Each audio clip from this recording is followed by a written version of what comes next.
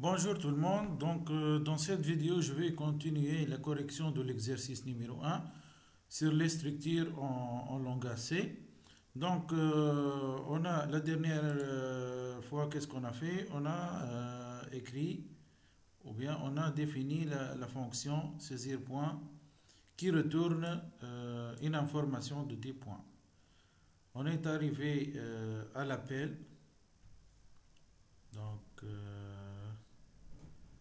À l'appel de la fonction saisir point au niveau de la fonction main. Donc normalement de cette façon. Voilà. Revenons à notre énoncé. Donc qu'est-ce qu'il nous demande dans l'énoncé?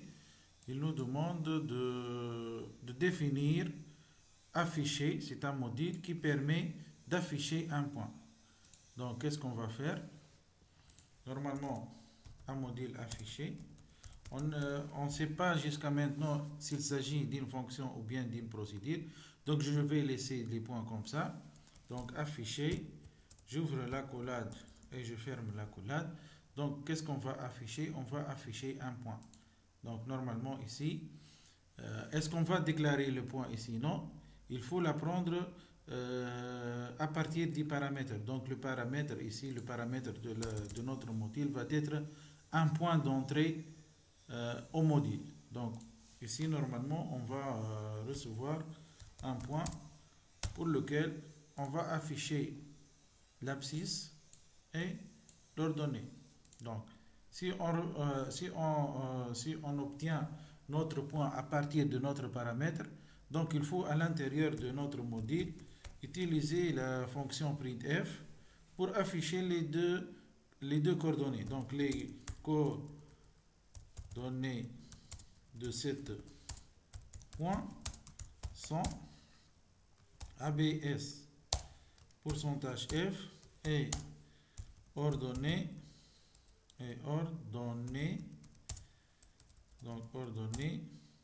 de point ici abscisse de point f, ordonnée de point pourcentage f. Les pourcentages vont correspondre à op.abs et par contre l'ordonnée va correspondre à p.ord. Voilà. Donc ici, est-ce qu'on peut admettre afficher comme une fonction ou bien procédure? Donc ici, on n'a pas une valeur de retour. On va juste afficher les informations qui se trouvent dans P. Donc on ne va rien envoyer au programme principal qui va faire l'appel de afficher. Donc ici, il s'agit d'une procédure. Comment on va utiliser, comment on va faire l'appel de cette procédure au niveau de la fonction main? On a dit que notre programme c'est ici, notre chef c'est ici et les pendules présentent des ouvriers. Donc le chef va appeler son ouvrier qui est affiché. Qu'est-ce qu'il va lui dire? S'il vous plaît, affichez-moi le point P. Si on peut imaginer comment cela fonctionne. Donc au début, le chef va définir un point P. Par la suite, il va appeler l'ouvrier saisir point pour saisir le point P et renvoyer les valeurs saisies dans le paramètre P dans son variable P. Par la suite, il va demander à un autre ouvrier qui est affiché de lui afficher le point P. Voilà. Qu'est-ce qu'il nous demande par la suite? Il nous demande de créer un module déplacé qui permet de déplacer un point. Donc, avec un déplacement dx horizontalement et un déplacement dy verticalement. Donc, comme d'habitude, on n'est pas au courant du type de ce module. Donc, déplacer. Déplacer, qu'est-ce qu'il va prendre d'après l'énoncé? Il permet de déplacer un point avec un dx et un dy. Donc ici, l'ouvrier pour pouvoir déplacer un point, il a besoin de savoir quel est le point qu'il va déplacer. Donc c'est le point P. Et il doit être au courant des valeurs dx et dy qu'il va utiliser. Donc normalement, qu'est-ce qu'il va faire cet ouvrier? On a dit qu'un module c'est un ouvrier, c'est comme un ouvrier qui va faire un travail pour son chef, qui est le main. Donc normalement, qu'est-ce qu'il va faire? Il va faire P.abs est égal, donc est égal P.abs plus dx. Donc l'abscisse, elle va être déplacée horizontalement. Ici, B.abs, c'est l'ancienne valeur, donc l'ancienne valeur plus dx, la valeur, cette nouvelle valeur va être stockée dans ABS. Donc on peut dire que la nouvelle valeur de P.abs est égale à l'ancienne valeur de P.abs plus dx. Donc on peut utiliser cette écriture raccourcie. Ou bien cet opérateur qui permet de simplifier l'augmentation ou bien l'addition.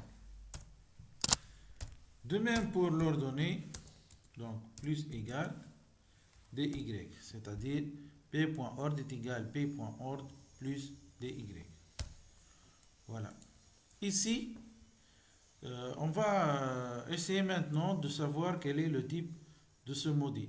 Qu'est-ce qu'il va faire ce module? Normalement, il a modifié la position d'IP suivant x et sa position suivant y. C'est-à-dire il a modifié l'abscisse et il a modifié l'ordonnée.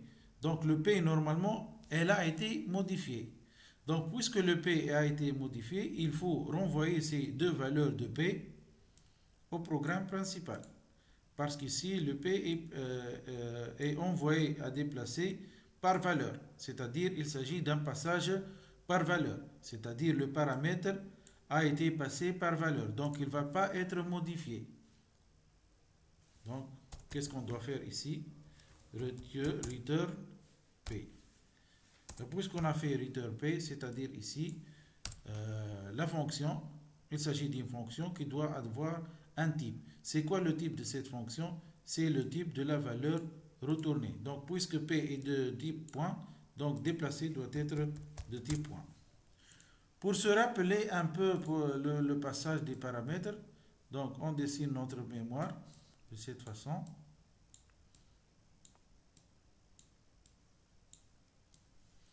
Supposons que cet espace est réservé à la fonction main, tandis que cet espace est réservé à la fonction déplacer. Donc déplacer. Qu'est-ce qu'il y a dans déplacer? Il y a P, et il y a dx, et il y a dy. Donc tout ça, c'est l'espace mémoire de la fonction déplacée. Par contre, tout ça, c'est l'espace mémoire de la fonction main. Dans le main, qu'est-ce qu'il y a? Il y a un P. AP, c'est une structure, donc elle est composée de deux sous-informations. Donc, supposons ici, on a le P ici, au niveau de cette instruction, P contient des valeurs qu'on ne connaît pas, on va les supposer 0.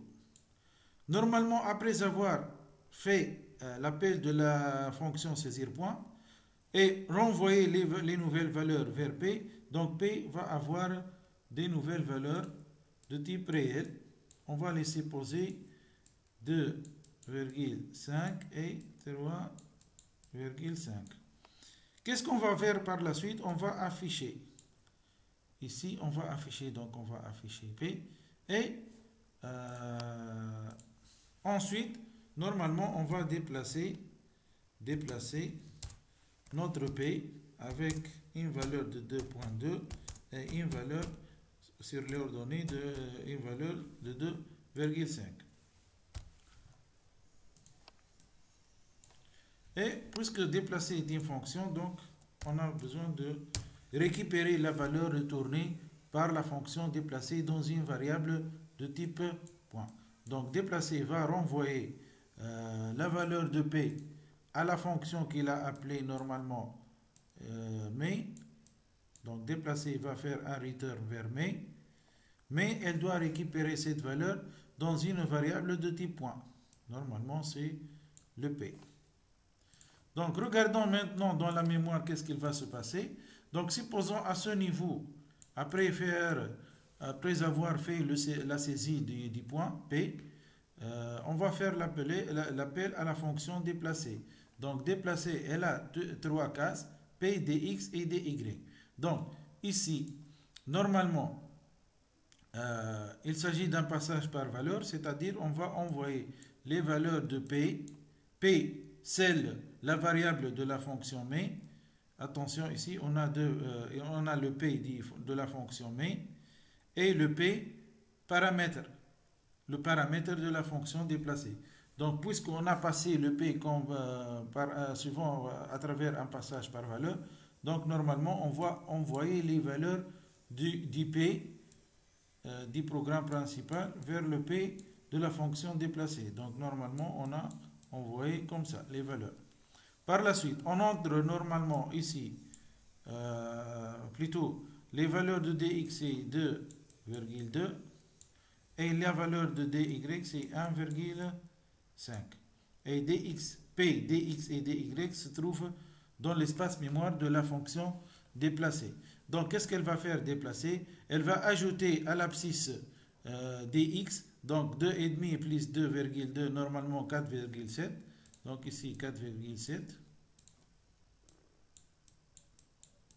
4,7. Désolé. Donc ici, normalement, 4,7. Par contre, au niveau de la valeur du P.ord, elle va avoir P.ord, l'ancienne valeur, plus dy, qui va être 1,5. Donc le résultat final, c'est normalement 5. La valeur 5 va être affectée à P.ord. Donc la nouvelle valeur de P.ord, c'est 5. Maintenant, qu'est-ce que vous remarquez? Les valeurs modifiées sont localisées au niveau de l'espace mémoire de la fonction déplacée. Qu'est-ce qu'on doit faire? On doit les transmettre au P des fonctions main. Donc, qu'est-ce que la fonction déplacée doit faire? Elle doit renvoyer son P vers le programme principal pour affecter la variable P du programme principal qui est le main. Donc ici, P va récupérer les deux valeurs de P, c'est-à-dire le P du programme principal va être égal au P du programme de la fonction déplacée. Donc, quel est le résultat de cette égalité? C'est le P.apps du programme principal va avoir le P.apps de la fonction déplacée. Par contre, le P.ord du programme principal, c'est-à-dire du main, va être égal au P.ord de la fonction déplacée. Donc, de cette façon, on va avoir comme ça.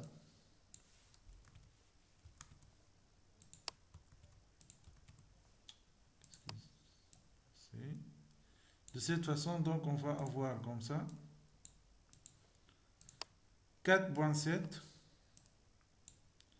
Donc, 4.7 et la valeur 5. Voilà. Donc, normalement, on a terminé cette fonction. Donc, n'oublions pas que ici, il y a le signe égal. Continuons notre exercice. Qu'est-ce qu'il nous demande par la suite? Il nous demande de retourner le point milieu entre deux points. Donc, normalement, milieu, c'est quoi? C'est un module.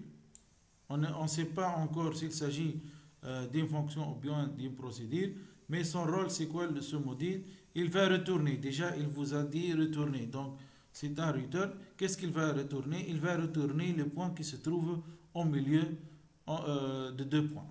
Donc, qu'est-ce qu'on doit faire normalement? Revenons à notre programme. Donc, milieu. Normalement, qu'est-ce qu'elle doit prendre? Elle doit prendre deux points. Donc, supposons point P1 et point P2. On a dit que le nom des paramètres n'est pas important. Donc, on peut choisir n'importe quel nom pour les paramètres. Donc, qu'est-ce qu'elle va faire? cette module, ou bien ce module, qu'est-ce qu'il va faire? Il va créer un nouveau point. Donc, point 1000, c'est-à-dire un point milieu. Donc, ce point milieu, qu'est-ce qu'il a? Il a un abscisse qui va être égal à P1.abscisse plus P2.abscisse, le tout sur 2. Par contre, son ordonnée va avoir la valeur de P1.ord plus P2.ord sur 2. Ok. Bien. Donc, le point 1000, elle est locale à la fonction milieu, c'est-à-dire elle est déclarée dans l'espace mémoire de la fonction milieu et elle n'est pas connue par le module qui va faire appel au module milieu. Donc, qu'est-ce qu'il doit faire? Qu'est-ce qu'il doit faire le module milieu? Il doit informer le module qu'il va lui faire appel par ce point milieu. Donc, return 1000. Normalement, puisqu'on a fait return 1000, donc milieu, la fonction ou bien le procédure milieu va être une fonction dont le type est le même type que la valeur retournée. Puisque 1000 est de type point, donc le module ou bien la fonction milieu doit être de type point. Donc à la fin, milieu, c'est une fonction qui retourne un point. Si le main fait appel à milieu, elle doit être au courant que milieu va retourner un nouveau point. Donc, il faut alors que la fonction main récupère ce point. Donc, on peut faire par exemple point milieu. Donc, point milieu doit récupérer la valeur de 1000 retournée par la fonction milieu. De plus, milieu doit prendre deux paramètres de type point, c'est-à-dire 2 points. Donc nous, qu'est-ce qu'on a? On a juste le point P. Donc on y point P. Il nous faut aussi un autre point ici. Donc on doit créer un autre point, par exemple P1. À cet instant, le point P1, lorsqu'on a fait point P1 normalement ici, quelles sont les valeurs de l'abscisse et l'ordonnée? Ils sont normalement non définis, donc on peut les admettre 0. Donc il faut alors remplir ces deux valeurs. Quelle est la fonction qui va faire cette tâche? C'est la fonction saisir point. Donc comme on a fait l'appel pour saisir pour le point P, il faut faire l'appel aussi pour P1. Donc P1 est égal à saisir point P1, un passage par valeur. Par la suite, qu'est-ce qu'on doit faire? On va afficher par exemple P. On peut aussi afficher P1. Et à la fin, qu'est-ce qu'on va faire? On a déplacé P. On peut aussi déplacer P1, mais je ne vais pas écrire cette instruction. Qu'est-ce que je vais faire à la fin? Je dois passer P1 au point milieu, à la fonction milieu, pour qu'elle nous détermine le point milieu. Donc, milieu va faire le point milieu entre P et P1 et elle va renvoyer ses valeurs dans la variable point milieu. Qu'est-ce qu'il nous faut maintenant? Il faut afficher le point milieu. Donc, on peut utiliser printf ici. Le point milieu est de coordonnées. Je peux ajouter ici un /n pour faire un retour à la ligne après ces deux affiches.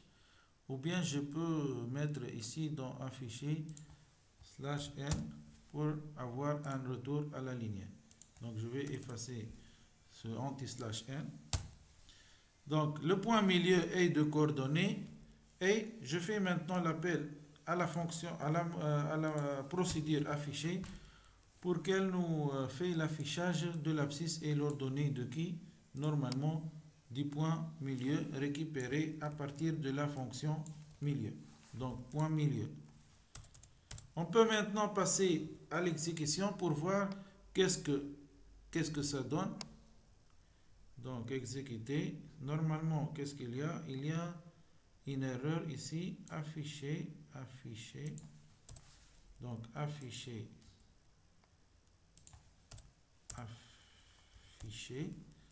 Donc, il faut utiliser le même nom. Donc, afficher. Qu'est-ce qu'il y a aussi? Print. Donc, printf. Exécution. Donner l'abscisse. Donc, ici, je vais régler un peu l'affichage. Donc, ici, je vais faire un espace. Qu'est-ce qu'il y a aussi? Ok. Ouais, donner l'abscisse, par exemple 4. Donner l'ordonnée, par exemple 5.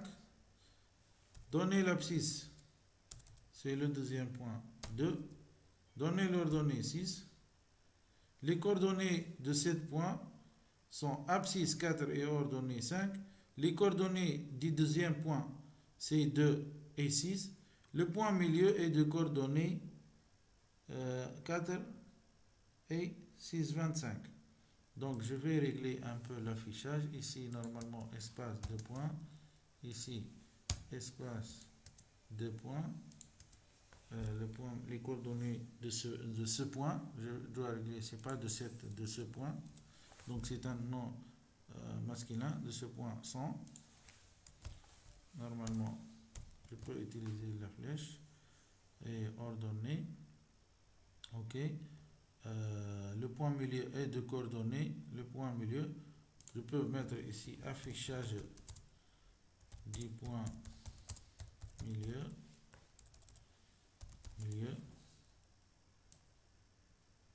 Comme ça. Et je fais un retour à la ligne. De cette façon. Voilà. Donc, donner l'abscisse.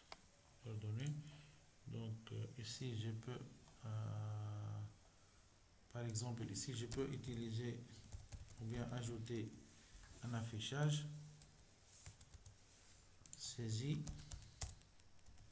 d'un point. Donc, juste pour régler l'affichage.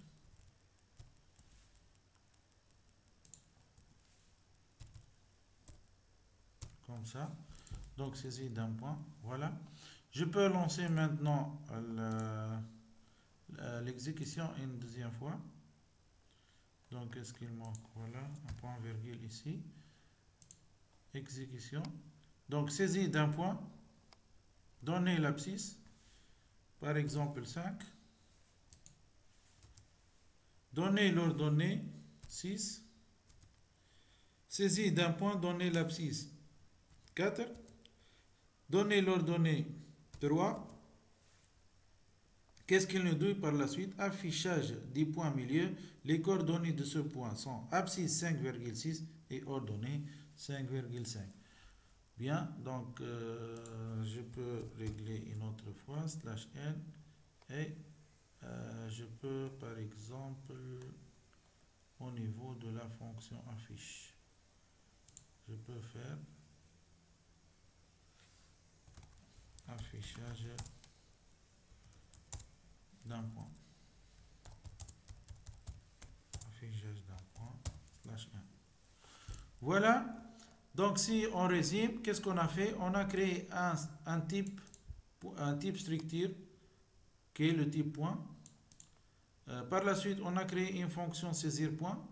Elle doit retourner une variable de type point puisqu'elle va faire un passage par valeur au niveau des paramètres.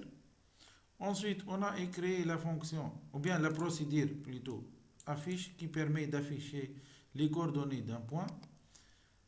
Ensuite, on a créé la fonction déplacer qui permet de déplacer un point d'un déplacement suivant x qui va être dx et d'un autre déplacement suivant y qui va être dy. Donc, cette fonction doit renvoyer un point, puisque ici le passage est par valeur. Donc, on ne va pas modifier la variable renvoyée comme paramètre, mais on va juste modifier les valeurs de la variable locale de la fonction déplacée, qui est normalement ici un paramètre. Donc, pour renvoyer ces valeurs à la fonction main, on doit faire return p. Par la suite, on a créé une fonction milieu qui permet de calculer les coordonnées du point milieu qui se trouve entre P1 et P2. Donc, puisque ici le point milieu est une variable locale, donc il faut la retourner vers la fonction main pour que la fonction main soit au courant ou bien récupère les valeurs de ce point milieu. Voilà, donc il nous faut dans le programme principal créer 3 points, point P, point P1 et le point milieu. Tout d'abord, on doit saisir le point P, on doit saisir aussi le point P1, on peut afficher P, on peut afficher P1, on a choisi de déplacer P de valeur 2,2 et 1,5. Ensuite, on va récupérer le point milieu entre P et P1 et à la fin, on va afficher les coordonnées de ce point milieu. Voilà, donc c'est tout pour cette vidéo. Je vous remercie pour votre attention.